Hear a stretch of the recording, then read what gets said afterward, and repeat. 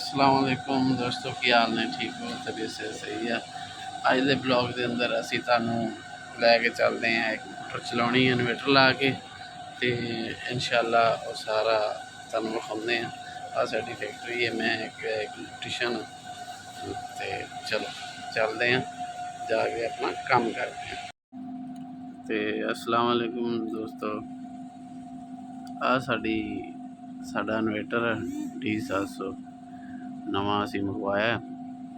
तो अज असी इनू लावांगे इंशाअल्लाह मशीन के उत्ते।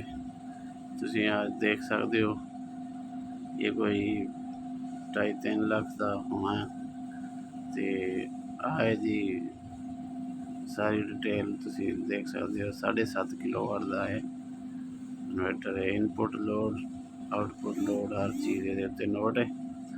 तो चलो चलते हैं मशीन की तरफ, मशीन के पैनल से। तो असी अज ये पैमाइश लवांगे, ये होल मारांगे। तो आ पैनल है मशीन का। पहले आ असी ब्रेकर लाया सामने, सानू MCB नज़र आ रहा। तो ये कनैक्शन असी कढ़ देंगे बाद। तो आह असी ये निशान ला छड़े ने, इंशाअल्लाह इत्थे होल मार के इन्वर्टर टंगांगे। तो इंशाअल्लाह ताला फिर सानू कनैक्शन करके चला के चेक करवावांगे। तो आह बेल प्रेस मशीन है, बेलां प्रेस करती है काटन दियाँ। तो काटन दियाँ बेलों का टच भी मैं इस वीडियो के अंदर दाँगा। तो आह इन्वर्टर देखियो असी टंग दिता है, चेक करो सामने L1 L2 L3 input output UVW ये असी लावांगे इंशाअल्लाह। जूम करके तुहानू विखा देने। आह जिहड़ा SD ते ST दो असी पॉइंट यूज करांगे। इनू तो असी इंशाअल्लाह इनू सिलेक्टर ला के इनू ऑन करांगे, रिले नू ऑन करावांगे।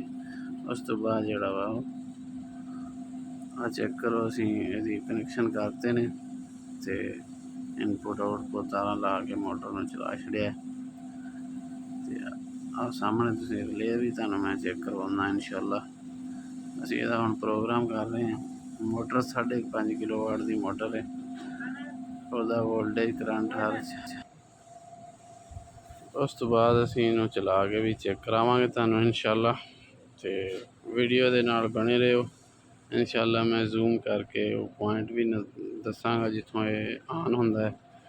तो ताकि कल नू तुसीं वीडियो वेखो तो इनू इस तरह आराम सुकून नाल चला सकते हो।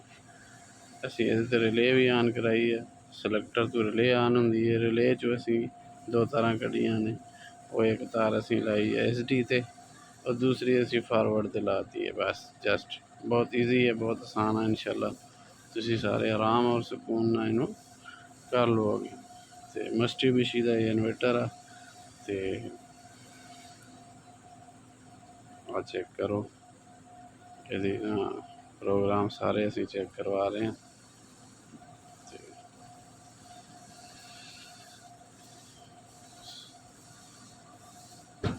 लोड असी जिहड़ा 5.5 किलोवाट की मोटर असी 10 एम्पेयर सैट किया है। तो मैक्सीमम यदी स्पीड जी है वो असी 80 ते रखी है फिलहाल। जिदा सानू जरूरत पैगी असी इनू वधा सकते हैं, घटा सकते हैं। इन्वर्टर लाने का मकसद असी मोटर में ईजीली कंट्रोल और मोटर की प्रोटेक्शन वास्ते असी ये लाया है। तो मैं जूम करके तुहानू विखा देना हुण, चेक करो। इनपुट ग्रीन तारां असी लाइया ने, आ चेक करो। SD की तार एक लगी है, एक फॉरवर्ड से तार लगी है। बस जस्ट रिले चों आ रही तो रिले की इन चो एक तार कढ़ी, एक आउट चो तार, जस्ट बस एक पॉइंट बन गया साडा। आ चेक करो, बड़ा आराम सुकून नज़र आ रहा। बस इन्ना काम करना। तुसीं इत्थे सिलेक्टर भी ला लो, सिलेक्टर ला के इनू ऑन कर लो। जस्ट असी रिले लाई है, सामने तुहानू नज़र आ रही 24 वोल्ट की। इनू असी 24 वोल्ट दे के ऑन किया है। सिलेक्टर तो असी इनू ऑन कराने। तो ये जिहड़ा SD पॉइंट है असी रिले दे विचों यूज़ कराया ओपन पॉइंट। तो ਚਲੋ ਤੁਹਾਨੂੰ ਮਸ਼ੀਨ ਦਾ ਵੀ ਦੀਦਾਰ ਕਰਾਉਂਦੇ ਆ ਤੇ ਸਿਲੈਕਟਰ ਵੀ ਵਿਖਾਉਂਦੇ ਆ ਕਿਹੜਾ ਲੱਗਾ। ਆਹ ਸਿਲੈਕਟਰ ਅਸੀਂ ਲਾਇਆ ਤੇ ਇਹਦੇ ਤੋਂ ਅਸੀਂ ਆਨ ਆਫ ਕਰਦੇ ਹਾਂ। ਤੇ ਹੁਣ ਮੈਂ ਮੋਟਰ ਆਨ ਕਰਕੇ ਤੁਹਾਨੂੰ ਚੈੱਕ ਕਰਾਉਣਾ ਤੇ ਮਸ਼ੀਨ ਵੀ ਚੈੱਕ ਕਰਾਵਾਂਗੇ ਮਸ਼ੀਨ ਕਿਹੜੀ ਹੈ, ਕਿਵੇਂ ਬੇਲ ਪ੍ਰੈਸ ਕਰਦੀ ਹੈ ਉਹ ਵੀ ਮੈਂ ਦੱਸਦਾ। ਉਸ ਤੋਂ ਬਾਅਦ ਆ ਚੈੱਕ ਕਰੋ, ਆ ਮਸ਼ੀਨ ਹੈ, ਆ ਪ੍ਰੈਸ ਆ, ਚੈੱਕ ਲੱਗਾ ਇਹਦੇ ਵਿੱਚ ਪ੍ਰੈਸ ਕਰਦਾ ਹੈ। ਆਟੋ ਮਸ਼ੀਨ ਹੈ ਸਾਰੀ, ਇਹਨੇ ਆਪੇ ਹੀ ਇਹਦੀ ਬੋਡੀ ਉੱਤੇ ਜਾਣੀ ਹੈ ਤੇ ਬੰਦੇ ਨੇ ਆਪਰੇਟਰ ਨੇ ਇਹਦੇ ਮਾਰ ਦੇਣੀ ਰੱਸੀ। ਆ ਇਹਦੀ ਡਿਟੇਲ ਆ ਮਸ਼ੀਨ ਦੀ। ਤੇ ਉਸ ਤੋਂ ਬਾਅਦ ਮੈਂ ਉਹ ਮੋਟਰ ਵੀ ਵਿਖਾਵਾਂਗਾ ਜਿਹੜੀ ਮੋਟਰ ਅਸੀਂ ਇਸਤੇਮਾਲ ਕਰਵਾ ਰਹੇ ਹਾਂ। ਉਹ ਸਾਹਮਣੇ ਮੈਂ ਜ਼ੂਮ ਕਰਾਂ ਸ਼ਾਇਦ ਤੁਹਾਨੂੰ ਥੋੜ੍ਹੀ ਨਜ਼ਰ ਆਵੇ।